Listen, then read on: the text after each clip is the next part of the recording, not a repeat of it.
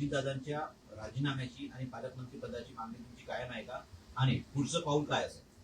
आत्ताच्या घटनेला जर FIR मध्ये पार्थ पवारचं नाव आणि अमेडियाचं नाव आलं तर दुसऱ्या मिनिटाला अजित पवारांनी राजीनामा देणं गरजेचं आहे.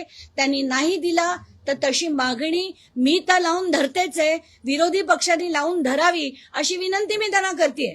कारण एखाद्या आपल्या मुलांनी 1800 कोटीची सरकारी जमीन, ज्याचा पालकमंत्री मी स्वतः आहे, तर ते अजित पवार पालकमंत्री असताना त्यांच्या मुलांनी त्याच जिल्ह्यातली सरकारची जमीन लाटण्याचा प्रयत्न केला असेल तर नैतिकतेच्या आधारे त्यांनी राजीनामा हा दुसऱ्या मिनिटाला दिला पाहिजे. पण आत्ताच्या घटनेला तेच अजित पवार आपल्याला नाशिकच्या विषयावर बोलताना दिसत आहेत, निवडणुकांमध्ये फिरताना दिसत आहेत, पण त्यांना बिलकुल आता पडली नाही. कारण त्यांना खात्री आहे की त्यांच्यावर काही होणार नाही. पण ते लावून धरणं हे माझं काम आहे, मी करते, विरोधी पक्षांनी देखील ते करावं. अशा समित्या अनेक नेमण्यात आलेल्या आहेत. यापूर्वी पण कुठल्याच प्रकरणामध्ये समित्या नेमतात, SIT नेमतात, निष्कर्षापर्यंत पोहोचतात, कारवाई मात्र होत नाही. आतापर्यंत महाराष्ट्राच्या इतिहासात मला एक समितीचा अहवाल दाखवा की ज्याच्यावर अंमलबजावणी झाली आहे आणि ज्याच्यावर त्यांनी दिलेल्या वेळेत तो पूर्ण केलाय. कुठल्याच समितीने नाही. त्यांना नेहमी मुदतवाढ ही मिळते आणि त्यानंतर सुद्धा जेव्हा लोक थकून जातात, माध्यम थकून जातात, तेव्हा कुठे तो एक ठातूरमातूर अहवाल येतो आणि तो कचऱ्याच्या टोपलीत जातो.